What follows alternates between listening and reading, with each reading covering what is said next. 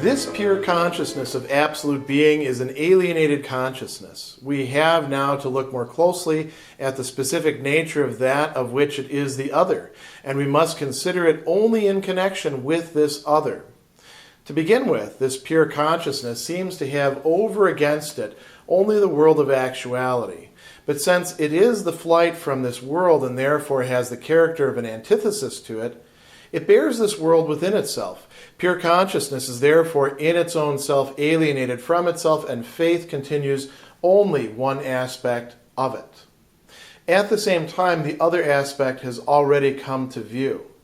Pure consciousness, namely, is reflection out of the world of culture in such a way that the substance of that world and also the masses or groups into which it is articulated are shown to be what they are in themselves, spiritual essentialities, absolute restless processes or determinations which are directly canceled in their opposite. Their essence, simple consciousness, is thus the simplicity of absolute difference, which is at once no difference.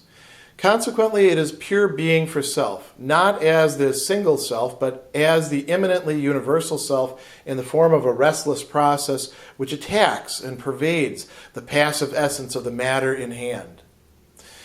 In it is thus to be found the certainty that at once knows itself to be the truth, pure thought as the absolute notion in the might of its negativity, which eliminates everything objective that supposedly stands over against consciousness and makes it into a being which has its origin in consciousness.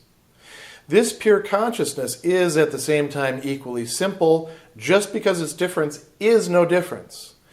But as this form of simple reflection into self, it is the element of faith in which spirit has the determinanteness of positive universality, of being in itself in contrast to that being for self, of self-consciousness. Forced back into itself out of the essenceless, merely dissolving world, spirit, in accordance with its truth, is in an undivided unity, at once the absolute movement and negativity of its process of manifestation, as well as its inwardly satisfied essence and its positive repose. But coming generally under the determinanteness of alienation, these two moments fall apart into a dual consciousness. The former is pure insight as the spiritual process, which focuses itself in self-consciousness, a process which is confronted by consciousness of what is positive, the form of objectivity or of picture thinking, and which turns against it. But pure insight's own object is only the pure I, the simple consciousness of the positive or of tranquil self-identity, on the other hand, has for its object the inner essence qua essence. Pure insight has therefore in the first instance no content of its own, because it is negative being for self. To faith, on the other hand, there belongs a content, but without insight. If the former does not step outside self-consciousness, the latter certainly has its content in the element of pure self-consciousness, but in thought, not in notions, in pure consciousness, not in pure self-consciousness. Hence, faith is certainly pure consciousness of essence, that is, of the simple inner being, and thus is thought, the cardinal factor in the nature of faith, which is usually overlooked. The immediacy of the presence of essence in it is due to the fact that its object is essence, that is, pure thought. This immediacy, however, so far as thought enters into consciousness, or pure consciousness enters into self-consciousness, acquires the significance of an objective being, which lies beyond the consciousness of the self. It is through this significance which the immediacy and simplicity of pure thought obtains in consciousness that the essence of faith is no longer a pure thought, but is reduced to the level of something imagined and becomes a supersensible world, which is essentially an other in relation to self-consciousness. In pure insight, on the other hand, the transition of pure thought into consciousness has the opposite determination. Objectivity has the significance of a merely negative content, a content which is reduced to a moment and returns into the self. That is to say, only the self is really the object of the self, or the object only has truth so far as it has the form of the self.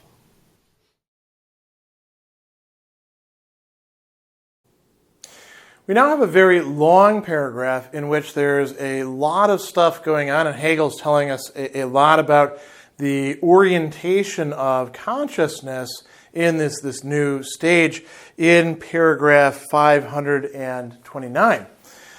So he begins by talking about the pure consciousness of absolute being an alienated consciousness, and he says, we now have to look more closely at the specific nature of that of which it is the other. So he's introducing, really reintroducing, a classic thematic by this point. What is the other? What is the thing that opposes or stands on the I almost used other side to consciousness and self-consciousness?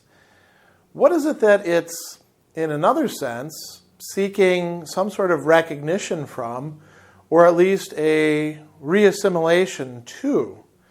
Is its other, in this case, something merely to be grappled with, consumed, mastered? Or is the other something from which it's going to learn who and what it is? That's a great question for thinking in terms of religion. And remember, as we go into this, that Hegel at this point is talking about religion as not really fully understanding what it's up to. The religious consciousness is certainly doing something and has ideas, but it's not fully grasping them. So he says, we also have to look at this only in connection with this other. So what is the other? So he says, well, in one sense, the other could be the world of actuality. Pure consciousness has over against it the world of actuality, the world of culture, the world that we've gone through in all this great stuff in spirit and reason and self-consciousness. Even in consciousness, the very beginning parts. The world of actuality, the world of stuff in which we experience. And then he says, but since it is the flight from this world, and therefore has the character of an antithesis, a Gegensatz, to it, it bears this world within itself. Now, isn't that an interesting thing to say? As it tries to escape this world of actuality, it imports that very world of actuality into itself in some sort of form. We could say it internalizes it. Its flight is an attempt to get away from something, and insofar as it's still running away, it's still conditioned by that from which it is running away. So it carries it along inside of itself. By doing so, now why did it try to run away from this world? Because it was finding that world alienating. That means that self-consciousness, or consciousness rather at this point, is alienated from itself by fleeing the very world in which that alienation was taking place, which was its reason for saying, I'm getting the hell out of here. So he says, pure consciousness is therefore in its own self alienated from itself, and faith constitutes only one aspect of it. What is this little introduction thing here? So faith is only one of the things going on in that alienated self-consciousness. What else is going on? Well, what Hegel's going to call insight is also going on. So now we have a duality being introduced in the heart of consciousness itself, as we see so often within the Hegelian dialectic. These are in antithesis to each other. One is not the thesis and the other the antithesis. They're both antitheses to each other. So he goes on and he tells us, at the same time, the other aspect has come into view. Pure consciousness is the reflection out of the world of culture in such a way that the substance of that world, and also the masses, notice he's using this term masses that he was using earlier about what? The ethical substance in what? In the spirit section, but also much earlier even in the reason section. So the masses or groups or aspects into which the substance of that world is articulated, He says that they're shown to be what they are in themselves, spiritual essentialities, absolutely restless processes or determinations which are directly canceled in their opposite. Okay, nothing new there. That's stuff that we covered earlier in the section that just preceded this, in the scope of about 10 to 12 paragraphs, right? Took us a long time to work our way through that. So that's not something new. But what is new is that is being brought into the world of pure consciousness, which was supposed to be an escape from that, wasn't it? So he says their essence, simple consciousness, is thus the simplicity of absolute difference, which is at once no difference. This is a phrase that Hegel has used before. Absolute difference, which is no difference. There's another dualism going on here. Absolute difference, no difference. Consciousness is both of these at the same time. Difference of what? Of its contents, which are these spiritual masses or aspects or whatever we want to call them. In the previous section, they were the notions of good and bad, as well as state power and wealth and noble and ignoble consciousness. So he goes on and he says, consequently, it is pure being for self, not as the single self, but as the immanently universal self, in the form of a restless process which attacks and pervades the passive essence of the matter in hand.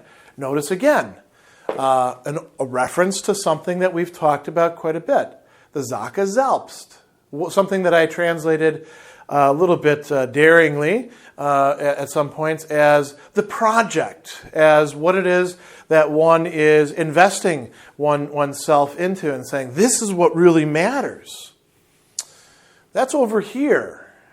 Now, is this perhaps the other? If the world wasn't really the other, because it's being brought along, perhaps this is the other to it. He goes on and he says, it is thus to be found the certainty that it once knows itself to be the truth.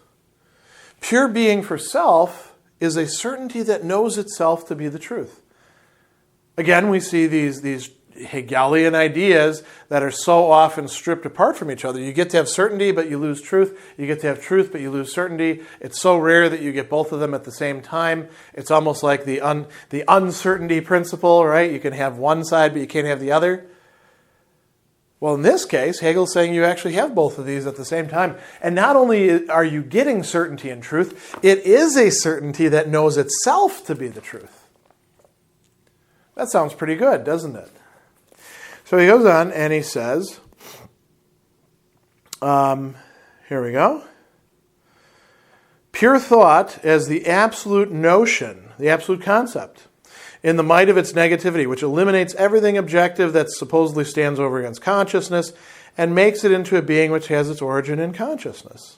So this pure consciousness, he says, is at the same time equally simple, but as this form of simple reflection into itself, it is, he says, the element of faith in which spirit has the determinants of positive universality.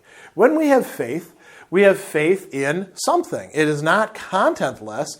It doesn't, for Hegel, it doesn't make sense to talk about just faith, per se. It's always faith in, faith towards, faith of. It's got some object. I believe that. You could say, I have faith that. They're both good translations of Glaube, right? I believe something. So there is an absolute that's being given there, but now it's a positive absolute, not a merely negative, corrosive absolute. So he goes on and he says, this is being in itself, in contrast to that being for self of self-consciousness. Aha! We're getting a contrast here. Being in itself, in faith, being for itself in something different. So now he says, forced back into itself out of this essenceless, merely dissolving world. There's a world over here that seems to be falling apart, and it's sort of an image of what was going on in the world of actuality, the world of culture. He says, spirit, in accordance with its truth, is in an undivided unity at once the absolute movement and negativity of its process of manifestation, as well as its inwardly satisfied essence and its positive repose. And now notice what he said. This all sounds very good, right? Oh, we've made some real progress. Hegel, as he does so often, now pulls the rug out from under you. So he says, coming generally under the determinants of alienation, so because consciousness is alienated, right? These two moments fall apart into a dual consciousness. What are these aspects of the dual consciousness? Well, we get insight and faith. Faith is the positive, insight is the negative. Both of them are real. Both of them exist. Both of them are there in consciousness. And boy, is that a struggle for the person who has both of them in the same consciousness. Sometimes, if we're talking about world history here, we might have the person who's primarily motivated by faith and the person who's primarily motivated by insight. It's probably easier for them. But they're, in a certain sense, incomplete. Neither one of them is a full consciousness. The person who's a full consciousness at this state is actually grappling with both of these at the same time. So let's talk about the insight part. He says, pure insight is a spiritual process which focuses itself in self-consciousness. Not just consciousness, but self-consciousness. It is for itself. And he says a process which is confronted by consciousness of what is positive. So what faith is taking to be real, insight is looking at and saying, I don't know about that. Let me take a closer look. You've assumed some stuff here. I don't know if that really is the way that you're presenting it. So he says, it looks at the form of objectivity. It looks at picture thinking. What we earlier talked about is Vorstellung, representation, and what turns against it. And then he says, pure insight's object is only the pure I. The simple consciousness of the positive, tranquil self-identity, has for its object the inner essence qua essence. He says, so pure insight doesn't have any content of its own. It's a negative being for self. So pure insight can really only work, like I put here, it's critical. It can only work as a judge. It has to have something supplied from somewhere. This is actually a problem with insight. It's not as if you could have insight totally existing on its own. It's in a certain way parasitical upon believing in something or somebody at least postulating or putting forward something. You can't criticize if nobody sets something out there for you to criticize. And when you do criticize, insight is pretty good at that. Let's talk about faith now. So he says, for faith, there belongs a content, but without insight. So we've got an alienation here. We've got a split, right? Things aren't quite so resolved as we liked. Not at all. So he says, if pure insight doesn't step outside self-consciousness, the latter certainly has its content in the element of pure self-consciousness, but not in notions, not in concepts, Begriff, but in thoughts. In pure consciousness, but not in pure self-consciousness. So it's conscious, but it's not really aware of its own involvement in that consciousness. So he says, faith is certainly pure consciousness of essence, that is of the simple inner being, and thus is thought. But he says, this is and this is a very important point, the cardinal factor in the nature of faith, which is usually overlooked. Oftentimes, faith gets posed as if it is like, you don't really have faith unless you just kind of feel things, right? If you start making it propositional or you start thinking too much, it's not really faith, man. Hegel says, well, that's nonsense. I mean, you can have faith in that sense. That's like feeling faith, right? And Gefühl or feeling or affect, that's the lowest level, buddy. Higher than that is faith where you can actually tell people what the hell you have faith in. You can represent it in some way, and that's Vorstellung, and that's what faith really is. And Vorstellung is a form of thinking. Actually, even feeling is thinking too, in a certain sense. I mean, Descartes knew this, right? Hobbes knew this. Hume knew this. But they're not thoughts in the same, let's say, articulateness as Vorstellung, as representation or picture thinking. So he goes on and he says, here we go. The immediacy of the presence of essence in it is due to the fact that its object is essence. Its object is pure thought. This immediacy, insofar as thought enters into consciousness, or now notice what he says here, or pure consciousness enters into self-consciousness. Isn't that an interesting phrase? Pure consciousness enters into self-consciousness. Acquires the significance of an objective being. He says this is how we generate an other for the self in this case. Remember, this whole paragraph is about what's the other? What's the other to this consciousness? So he says it generates an objective being, right? Which lies beyond the consciousness of the self. And he says it's through this significance which the immediacy and simplicity of pure thought obtains in consciousness, that the essence of faith is no longer a pure thought, but is reduced to the level of something imagined. And becomes, again, what's going on over here? A supersensible world, which is essentially an other in relation to self-consciousness. An other that is not yet fully known. An other which has become put out there as something different than the self-consciousness or the consciousness. And faith says, aha, this is my relation. I think that. I understand it through the pictures or the language that I'm using to represent that. That's what Hegel takes faith to be doing. Whether it's involving feelings, whether it's involving rituals, whether it's involving actions, faith is essentially, I don't even want to say propositional. It's picturing, right? So it's not. You could have propositions that are tied in with the concept, and are more a matter of insight in this case. So he goes on and he says, here we go. In pure insight, the transition of pure thought into consciousness has the opposite determination. Objectivity becomes a merely negative content. It's not good to be objective, because that means you can criticize it. That means that you can point out its flaws. You can point out the problems in the analogies. You can point out how the pictures don't actually depict what they're supposed to. So he says, we have a content which is reduced to a moment and returns into the self. And he says, that is to say, only the self is really the object of the self in pure insight, or the object only has truth so far as it is the form of the self. What does he mean there? Does he mean that we're like turning inward and only looking at ourselves? He says, no, that's not what he means. The object has its truth insofar as it is the form of the self, meaning it is for the self. It exists for me as consciousness, not just out there by itself and then me discovering it. It's rather conditioned by my own consciousness. That's the insight of insight. So now we're going to see these two played off against each other through the rest of this section.